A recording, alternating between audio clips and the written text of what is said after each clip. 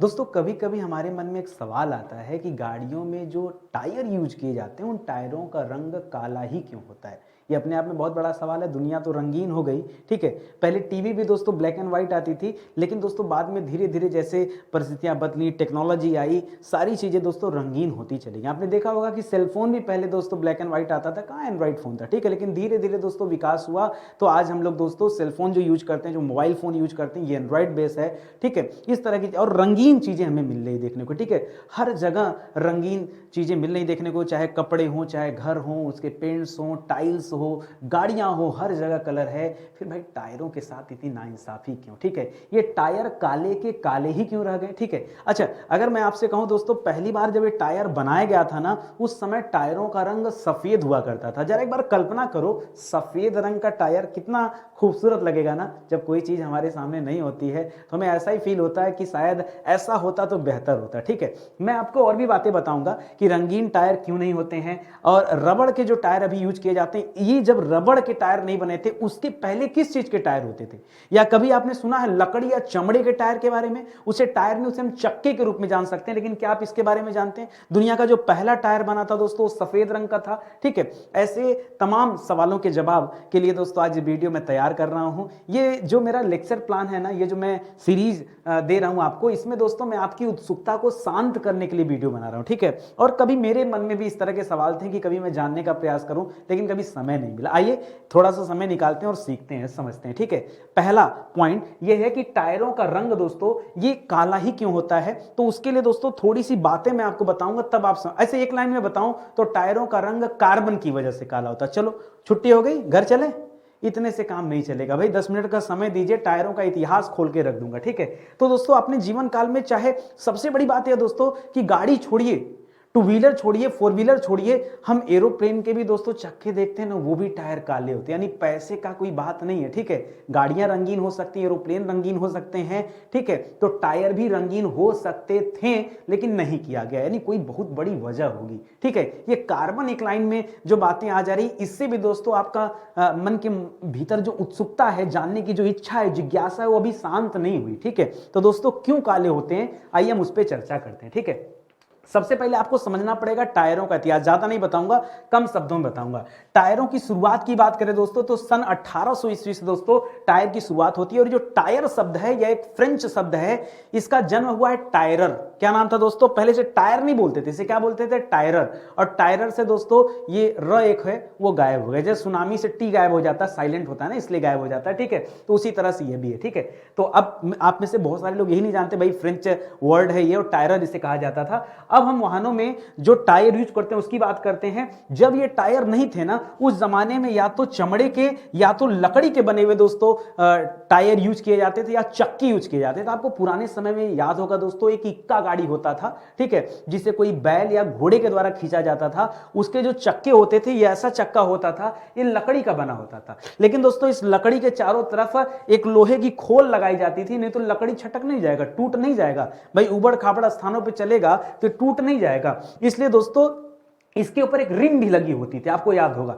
धीरे धीरे विकास हुआ तो उस रिम के ऊपर दोस्तों एक मोटा जो है रबड़ का बेल्ट लगाया जाता था, जो इसको मजबूती प्रदान करता था और इसको बांधे रखता था। फिर धीरे धीरे समय आया तो दोस्तों इस तरह से टायर बने, और फिर उस दौरान दोस्तों बीच में ट्यूब भी डाला गया, ठीक है। जो पतले पतले ट्यूब भरे जाते, इसके अंदर हवा भरी होती दोस्तों, वो भी डाला गया। तो ये शुरुआती समय है, और ऐसा इसलिए किया जाता था ताकि गड्ढे वगैरह में पड़ने के बाद चक्के जो हो टूट ना जाए, ये कारण था। तो शुरुआत कब से होती है? सन 1800 से।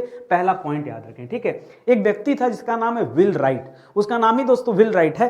अब समझ में आया सर कि व्हील माने चक्का क्यों होता है, ठीक है, ठीक है, चाहे जो भी है। तो याद रखेगा, एक व्यक्ति है दोस्तों जिसका नाम ही है व्हील राइट, ठीक है। इस व्हील राइट ने सबसे पहले रबड़ के टायरों को दोस्तों बनाया था, लेकिन असफल हो गया था। पहली बार कोई निर्माण करेगा दुनिया में, कुछ बनाना चाहेगा तो पहली बार असफलता ही मिलती है। धीरे धीरे मामला आगे बढ़ा। एक व्यक्ति और आए दोस्तों जिनका नाम था चार्ल्स मैकेंतोस। क्या नाम था? चार्ल्स मैकेंतोस। इन्होंने दोस्तों क्या किया, अमेजन के जंगल में वहां वृक्षों से एक द्रव निकलता है जिसे रबड़ कहते हैं। आपको पता है रबड़ दोस्तों वृक्ष से प्राप्त होता है। भारत में इस तरह की रबड़ की खेती भी होती है। क्या कहा सर? मैंने कहा रबड़ की खेती। क्या कहा सर? रबड़ की खेती ये कहां होती है? अरे भाई मान लीजिए कोई ऐसा वृक्ष है जिसको आप व्यापारिक उद्देश्य से लगाते हैं, तो ये एक तरह से खेती तो है। क्या है बताइए?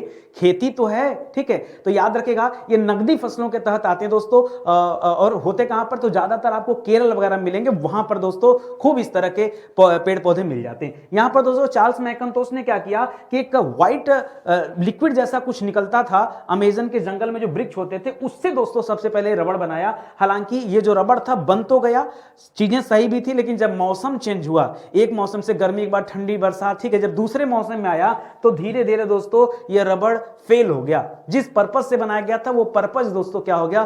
फेल हो गया। यानी मैकेंटोश कुल मिला जुला के जो है असफल हो गए। फिर तीसरे नंबर पे एक और व्यक्ति ने दोस्तों प्रयास किया जिसका नाम है गुडियर। उनका नाम ही है चार्ल्स गुडियर। ठीक है, इन्होंने वेल्केनाइज्ड रबड़ का जो है प्रयोग किया। एक मिनट सर, ये बड़ा खतरे वाला कलर आपने लिख दिया। ठीक है, वेल्केनाइज्ड। ये वेल्केनाइज्ड रबड़ होता क्या मैं भी बताता हूं, घबराइए मत, पहले सुन लीजिए। वेल्केनाइज्ड रबड़ का प्रयोग किया 1839 में और उनका यह प्रयास काफी हद तक दोस्तों सफल रहा। ठीक है, ये वल्कनाइज्ड रबड़ का टायर जो होता था बहुत मजबूत था, साथ ही दोस्तों उसे खींचने में भी किसी तरह की परेशानी नहीं होती थी। ठीक है, बहुत आराम से दोस्तों हो गया। और इनका जो नाम है ना, ये गुडियर, याद रखिएगा, गुडियर नाम के आगे चल के एक टायर की कंपनी भी बनी, बहुत बड़ी कंपनी बनी। ठीक है, जाहिर सी बात है जो व्यक्ति आविष्कार करेगा तो आगे आके बिजनेस भी करेगा। ठीक है, आगे आइए दिखते हैं। अब जो आपके मन में एक सवाल आया था कि सर ये वल्कनाइज्ड रबड़ क्या होता है, जरा उसको समझ लीजिए। ठीक है, क्या किया जाता था इस प्रक्रिया में? सबसे पहले रबर को गर्म करके उसमें सल्फर और अन्य तत्वों का इस्तेमाल किया जाता था। क्यों इस्तेमाल किया जाता था?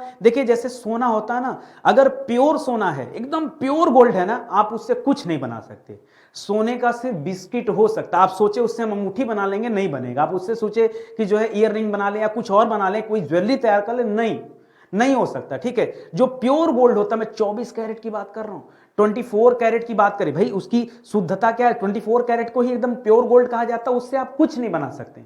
हाँ, आप कहते हैं दोस्तों 916, ठीक है, 916 ये एक अलग परसेंटेज होता है। यहां से जाके दोस्तों आप फिर गहने बनाना शुरू करते हैं, अलग अलग ज्वेलरी बनती है। उसी तरह से जो प्योर रबर था उसके अंदर बहुत सारी कमियां थी। ठीक है, इसीलिए बार बार ये चीजें फेल हो जा रही थी। तो इसमें दोस्तों कई सारी चीजों को मिलाया गया और सबसे पहले उसको गर्म करके उसमें सल्फर और अन्य तत्वों को मिलाया गया और मिला करके उसे क्या, किसी भी चीज को गर्म करके जब उसमें कुछ मिलाते हैं, इसी प्रक्रिया को वल्कनीकृत कहते हैं। क्या कहते हैं? वल्कनीकृत कहते हैं। यह किया गया। इस प्रक्रिया में रबर के अणुओं को गर्मी और दबाव के जरिए कार्बनिक और अकार्बनिक पदार्थों से रासायनिक रूप से जोड़ा गया ताकि वो और ज्यादा मजबूत हो सके। उसके ऊपर न तो दबाव का कोई प्रभाव पड़े, न टेम्परेचर का कोई प्रभाव पड़े। आप समझो ना, एक टायर है, आप किसी व्यक्ति को ऐसे जमीन पे घींच दिया जाए और 10-20 किलोमीटर चीथड़े उड़ जाएंगे।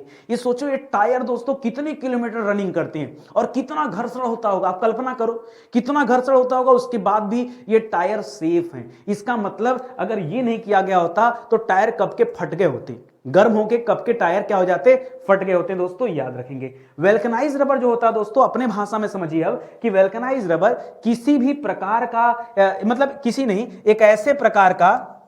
एक प्रकार का रबर है जिसे गर्मी और सल्फर के उपयोग के माध्यम से कठोर किया गया, उसको मजबूत बनाया गया ताकि घर्षण के बाद भी उसमें आग न लगे, उसके चीथड़े न उड़े, उसके ऊपर टेम्परेचर दबाव का प्रभाव नहीं पड़ना चाहिए। ठीक है, अगर ऐसा हुआ तो फिर टायर चलेगा नहीं, क्योंकि इसके पहले जिन लोगों ने बनाया उनके साथ यही दिक्कत हो रही थी। अब देखिए, इसके बाद एक निर्माण हुआ पतले ट्यूब का। यह समझ में आया कि केवल टायर की वजह से चीजें गड़बड़ हो जा रही हैं, क्योंकि दोस्तों अब देखिए, केवल मान लीजिए आप किसी ऐसी रिम का यूज कीजिए जिसमें ट्यूब ना हो, केवल टायर हो। अब केवल टायर होगा, देखिए आजकल जो टायर आ रहे हैं गाड़ियों में, आप पढ़ते हैं दोस्तों, ये ट्यूबलेस टायर है। देखिए भले ही उसमें ट्यूब ना हो, लेकिन हवा तो पड़ती है ना, हवा उन टायरों के बीच में पड़ती है दोस्तों, वहां ट्यूब की जरूरत नहीं। लेकिन मामला हवा का है, उस समय दोस्तों हवा तो डाल नहीं सकते थे, ट्यूबलेस का जन्म ही नहीं हुआ था। तो जो पतले ट्यूब बनाए जाते थे, ये इसलिए बनाए जाते थे कि कभी जब गाड़ियां चढ़े, ठीक है, तो गाड़ियों के चलने के बाद दोस्तों क्या होता था, जब गड्ढे वगैरह आते थे तो वहां पर दोस्तों जंपिंग होती थी, उस जंपिंग की वजह से दोस्तों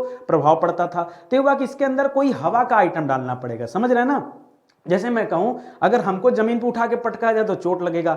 मान लीजिए हमें किसी गुब्बारे में भरकर और उस गुब्बारे को जमीन में पटका जाए तो फिर दोस्तों चोट लगने की संभावना कम हो जाएगी। उसी तरीके से कुछ ऐसा यहां पे था। करा इस तरह साल 1845 ईस्वी में न्यूमेटिक या हवा भरे टायर बनाए गए थे। यह टायर रॉबर्ट विलियम थॉमसन ने बनाया था, ठीक है। और ये टायर इतना सक्सेसफुल था कि काफी हद तक और टायरों की अपेक्षा यह बहुत बेहतर था। इसमें दोस्तों चमड़े के कवर के अंदर क्या बनाया गया, पहले हवा भरा गया और पतले पतले आकार के ट्यूब बनाए गए। उस समय में इतनी कम टेक्नोलॉजी होने के बावजूद भी ये ऐसे टायर थे जो छोटे मोटे झटकों को बर्दाश्त कर सकते थे, ठीक है। और गाड़ियों में इतनी स्पीड भी तो नहीं थी, आज की तरह टॉर्क थोड़े था कि जो है 1356 सीसी गाड़ी है, 2000 सीसी की गाड़ी है और आप लेके उड़ जाओ, ठीक है। तब तो ऐसी गाड़ियां भी नहीं थी। कुल मिला जुला के दोस्तों झटके बर्दाश्त करने वाली बातें थी और झटका बर्दाश्त हो गया। वो जो मैंने शुरू में आपको बताया कि पहली बार जो टायर बनाया गया वो था दोस्तों सफेद रंग का। ये सफेद रंग का टायर है, ठीक है। लेकिन दोस्तों उस समय में कैसे सफेद रंग के टायर हो गए जरा वो समझिए, ठीक है। आपको बता दें कि आज से 125 साल पहले जब टायर का प्रोडक्शन किया गया उस समय टायरों का रंग कैसा था दोस्तों, सफेद रंग था। जिस रबड़ का इस्तेमाल करके इसको बनाया गया वो सफेद रंग की थी, ठीक है। जो पदार्थ निकलता था वो भी सफेद था, ठीक है। आपको बता दें कि टायर और टायर को बनाने में जिस भी मटेरियल का उपयोग किया जाता था वो सफेद उस वजह से तो हो गया, लेकिन ये टायर मजबूत नहीं हुआ। कुछ समय बाद दोस्तों टायर जल्दी खराब होने लगे, ठीक है। तो सबसे बड़ी टायर के लिए चीज क्या होती है, मजबूती। अगर मजबूती नहीं तो सब किया धरा पर पानी फिर जाएगा। यही कारण था कि अब लोगों ने सोचा, जो आविष्कारक थे, जो वैज्ञानिक थे, उनका ध्यान केवल इस तरफ था कि कैसे हम टायर को मजबूत करें। और टायर को मजबूत करने के लिए इसमें कार्बन ब्लैक जैसे मटेरियल मिलाए गए। जैसे ही कार्बन ब्लैक मिलाया गया ये पूरा का पूरा टायर काला हो गया, ठीक है। काले हैं तो क्या हुआ, दिल वाले हैं, वो वाली स्थिति बन गई। मतलब क्या हुआ, टायर तो काला हो गया लेकिन जिस मजबूती की आवश्यकता थी वो मजबूती दोस्तों बनी रही। दोबारा किसी ने प्रयास नहीं किया कि इस मजबूती के साथ छेड़छाड़ किया जाए। दुनिया रंगीन हो गई लेकिन कार्बन ब्लैक होने की वजह से ये दोस्तों काला का काला बना रहा, ठीक है। तो टायर का रंग काला जरूर हो गया लेकिन टायर में दोस्तों मजबूती आ गई। और इसी के साथ साथ दोस्तों वो टायर वाहनों के वजन को भी झेल सकते थे। भाई एक तो वाहन अपने आप में 2-4 टन का है, ऊपर से आप और सामान लाद देते हैं। भाई टन पे टन बढ़ता जा रहा है तो उसका प्रेशर कौन झेल रहा है, उसका दबाव कौन झेल रहा है, वो टायर ही तो झेलते हैं। तो दोस्तों ऐसे टायर वो वजन भी झेल सकते थे। अगर इसमें कार्बन ब्लैक न मिलाया जाता तब दोस्तों शायद ये टायर क्या हो जाते, फट जाते हैं, ठीक है। इस वजह से हर वाहन में इन्हीं टायरों का इस्तेमाल किया जाता है। केवल यही नहीं, कार्बन ब्लैक टायर की रक्षा भी करते हैं और यूवी रेडिएशन से दोस्तों बचाव भी करते हैं। सबसे जरूरी चीज क्या है, यूवी रेडिएशन से भी बचाव करना और घर्षण के कारण जो गर्मी पैदा होती है उस गर्मी को झेल पाना। आप कभी लंबे दूरी का अगर सफर करते हैं दोस्तों तो कहा जाता है कि टायर गर्म हो जाते हैं, उसे टच किया जाता है, देखिए गर्म तो नहीं। अगर टायर जरूरत से ज्यादा गर्म हो गए तो क्या हो जाता है दोस्तों, टायर ब्लास्ट हो जाता है। अभी मैं एक रिसर्च कर रहा हूं, टायर पे दोस्तों नंबर लिखा होता है और टायर पे मतलब इतने तरह के नंबर, 7-8 तरह के कोड लिखे होते हैं। वो कोड बताता है कि टायर किस साइज का है, टायर कितना प्रेशर झेल सकता है, एक टायर के लिए आप मैक्सिमम स्पीड कितनी होती है।